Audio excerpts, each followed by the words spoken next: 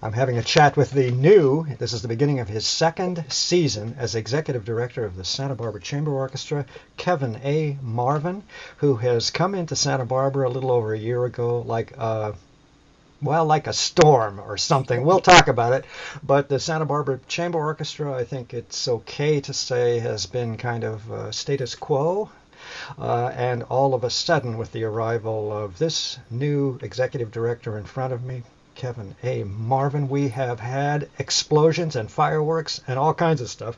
We're going to talk about the opening night. We're going to focus on the opening night of the new 2015-16 season of the Santa Barbara Chamber Orchestra. This will be the 37th season. Now look at this, a community of about 200,000.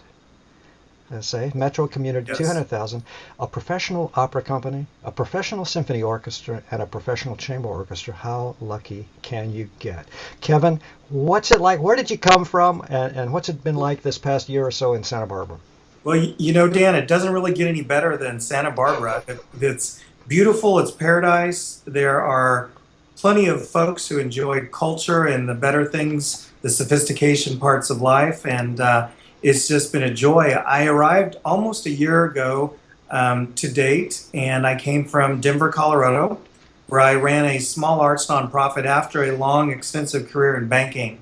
And throughout my career, I'd served on many different boards of directors and always got to do some of the fun jobs when I was on the board, such as brand development or marketing or rescaling the hall and work with some of the artists. But nothing quite like what I've been able to do here, where you can really sink your teeth in and make a difference and make something really great. So it's been terrific, and the people in Santa Barbara have been so welcoming and friendly and supportive. So. And you've, if you will, taken the bull by the horns in many ways. You have radically redesigned the brand of Santa Barbara Chamber Orchestra. It is absolutely avant-garde, it is colorful, it is progressive, it is also somehow wispish and chamber music-ish. I mean, there's something Right. so magical about it. I congratulate you on that. The website, let's just put that out right now. sbco.org. It's that simple. Santa Barbara Chamber Orchestra.org, sbco.org. And the reason I want to emphasize it is you have also had your hand in the works on redesigning completely that web page. And now that the whole website for Santa Barbara Chamber Orchestra is easily accessible, makes total sense, looks great. All of the season is listed there. Everything that's going on, the special lectures. Why don't we start with the opening night? And you hit it off last year with opening night last year. Tell us briefly about last year, because that's when the eyebrows started to go up and people started to pay attention. And then talk about this opening night coming up on October 3rd. Sure. Well, last year when I arrived, I had about 60 days to pull off opening night, and the work was already being done to create a season of celebration for the Renaissance of the Chamber Orchestra, a really beloved community treasurer. And so during those 60 days, we sold subscriptions, we sold sponsorships, and we put on a heck of a party for about 120 people on the front plaza of the Lobero. We had professional tango dancers from Dancing with the Stars that evening. We also had tapas, and we had great weather, which it rained a little bit earlier in the day, and that startled me, but the night came off wonderfully, and obviously that was just the bow on the present, which was the chamber music that night that Maestro Oyama put on for the community, and it was just a wonderful, magical evening, and it led to a true season of celebration, a renaissance of the organization that showed record amount of single ticket holders and also participants in the family program. So with this momentum moving forward, we decided that each year we should have a great opening weekend, and this year we're starting with Fire and Ice, which is attributed to the Firebird, which will be played in the concert. And that particular party will center around those components of fire and ice, with the ice sculptures and orange and red. And we're also going to have ballet from the State Street Ballet. Two performances there. We'll have Kate, their principal ballerina, will be performing something from the Firebird, and then we'll also have something from Midsummer's Night's Dream that'll be performed. We have wonderful caterer, and we have a roving violinist. It's also a little bit of a secret, but I'll share with you that Tesla automobile will also be there, we believe. Oh, So we'll have 2 Teslas on display, and if everything goes right. So if not, we'll still have a wonderful party. But we're hoping that they'll be a part of it that evening. The concert will feature Schumann, Mendelssohn, and Stravinsky. So it should be just an absolutely wonderful night, and it's October 3rd.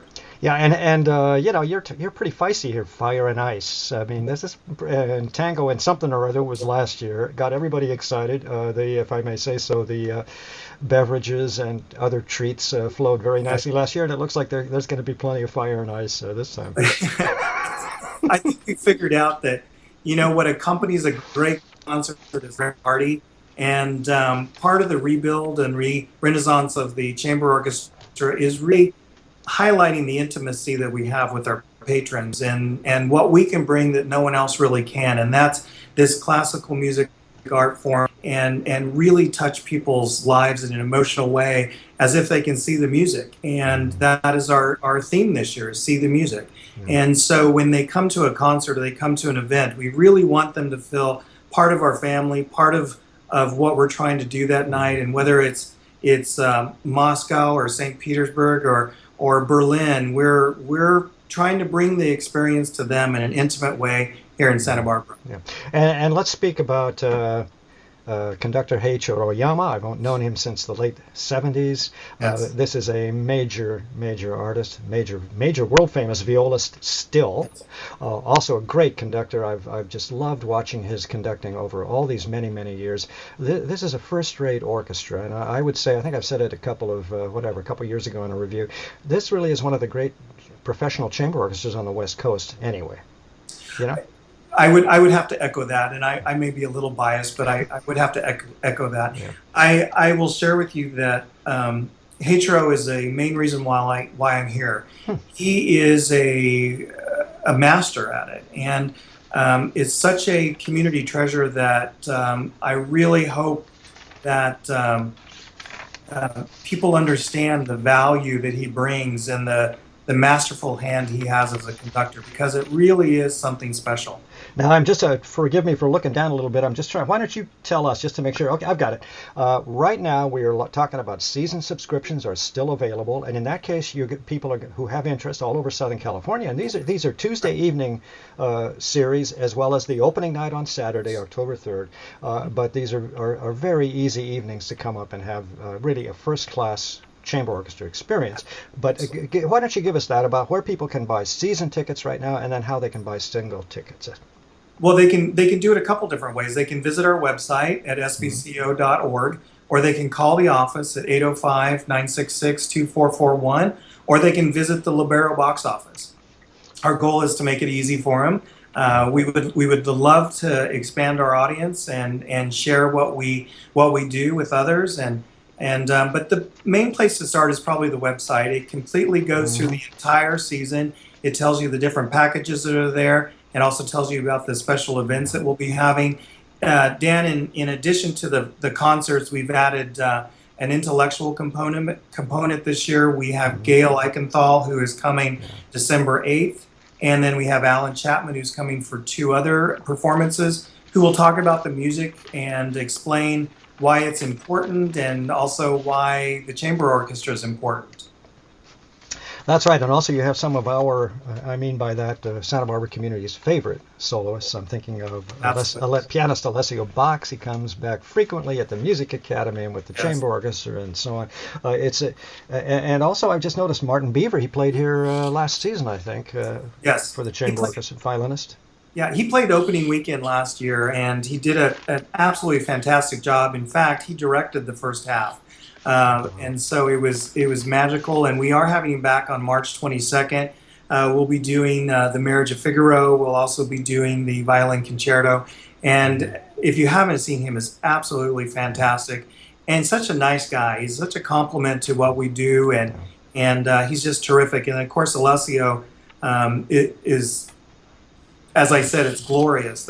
Glorious is the name of that concert. And it's specifically because he will be there and the work that he does. And most importantly, the chemistry between him and Hecho. Yeah. And I don't know if many can really understand that until they see it. But there is something very, very special in the connection between Hecho and the musicians, and especially Martin and Alessio, and the performance they bring is really world class. Well, and this is one of the attributes of Hecho Oyama. He's a world-class musician. He's known all over the world. He knows everyone. He has mentored Right. some of the most famous musicians in the world. Right. This is a guy whose intensity is intoxicating. You know what I mean? You know that when you hear a performance conducted by Hecho Oyama, you're hearing first-class music making, and that's exactly what the Santa Barbara Chamber Orchestra is. Let me run by the numbers just briefly. I think we're going to be done here.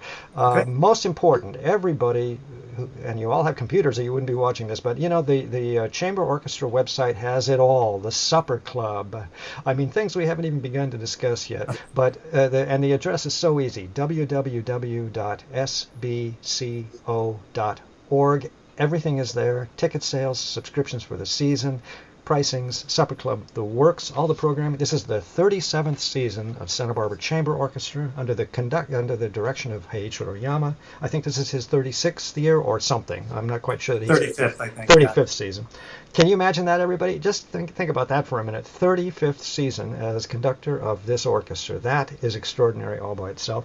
And we're looking at season ticket information is available at the Chamber Orchestra office, area code 805 in Santa Barbara, 9662441, and single tickets are available at the Lobero Theatre box office in Santa Barbara, which is area code 805-963-0761. Kevin, many thanks for taking a moment out of your no doubt crazy day. Thank you. My My pleasure. Look forward to seeing you soon. All right. Thanks, Dan. Bye-bye. Bye.